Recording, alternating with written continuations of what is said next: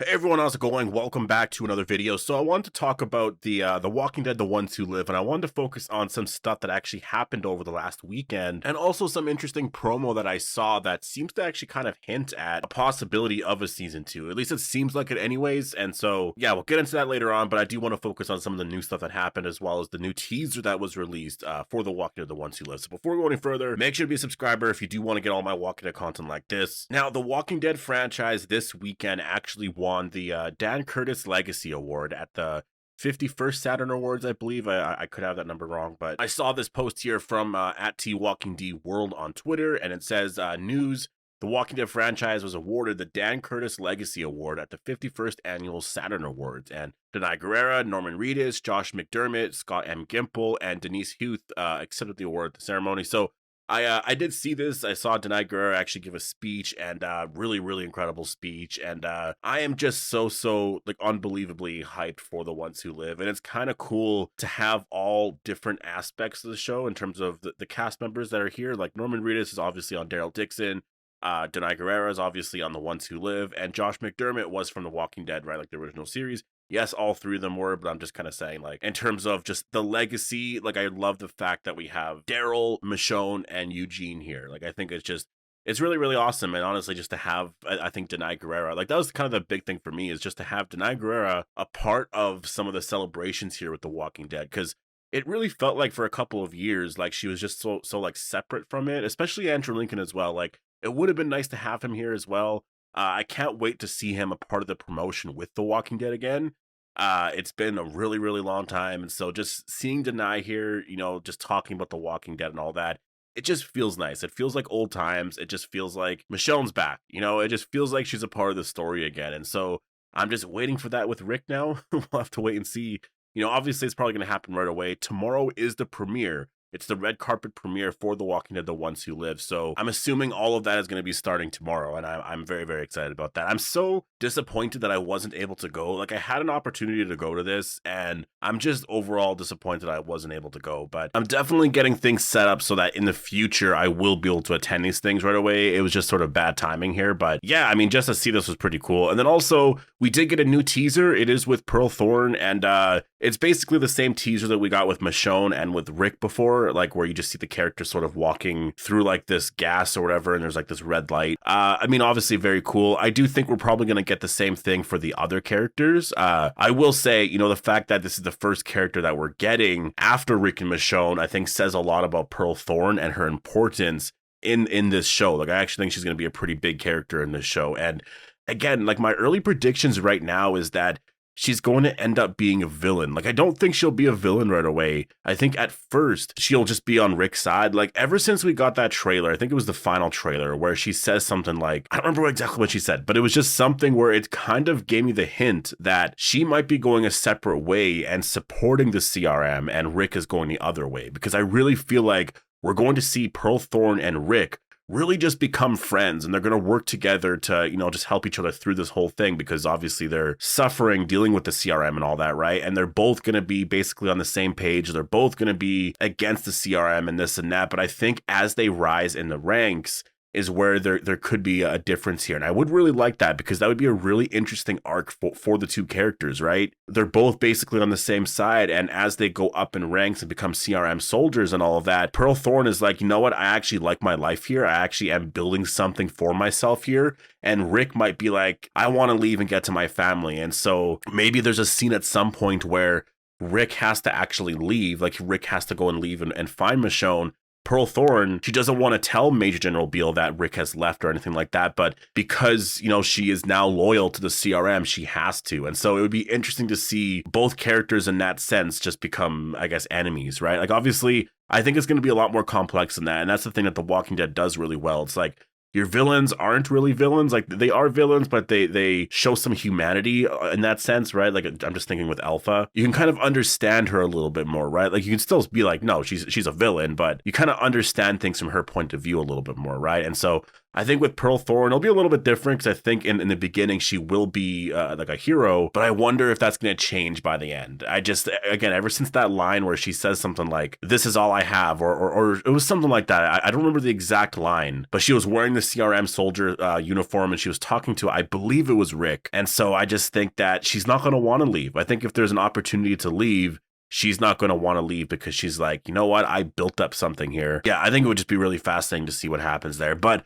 I also wanted to get into this one thing here, and that is I saw this online and AMC actually posted this. Like, it was AMC that posted this image here, which says, which upcoming AMC show are you most excited about? And it obviously goes into all of its shows here. But at the end, it says, The Walking Dead, The Ones Who Live, Season 1. Now, I had to bring this up because I saw it, so I didn't want to do a whole video on it, but I just wanted to, just make a point here and just saying that, it's very interesting with the show because they're not talking about it anymore like it's a limited series. Like, they're really not getting into any of that here. Like, they're just saying, here's a new series kind of thing, and this is posted by AMC. Again, there could be little things here in terms of maybe someone made a mistake or this and that, but if it's a limited series and you're only doing one season, yes, that would be season 1.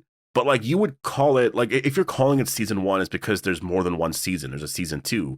You wouldn't really call it a season. You would just say, this is the series, this is the show, right? So that's why I think when they keep saying here's a new series, it's more debatable then, right? Where you're like, well, a limited series is still technically a new series. So it's always a little bit more debatable. This here though, literally calling it a season 1, just saying season 1 is just is there going to be a season 2? And I'm just saying it really feels like that is where we're going because there's not a lot of talk of come and watch Rick and Michonne's final story. There's not a lot of talk of that. It just kind of seems like the focus right now is just on here's this new show coming out and it's premiering, I guess, now in 19 days, right? So it's interesting. I'll say that. It is really interesting. And I wonder if that is actually where we're going. I think it is possible. I think it could actually happen, but it's interesting. I'll say that. And I think it could actually happen. That's the thing. It could actually happen. I really feel like right now, if I was to make a guess or make a prediction on what I think is actually going to happen, I do think it's most likely going to get a season 2 now at this point. I think it's just, I don't know. I'm just not getting the vibes anymore that it's a 6-episode limited series.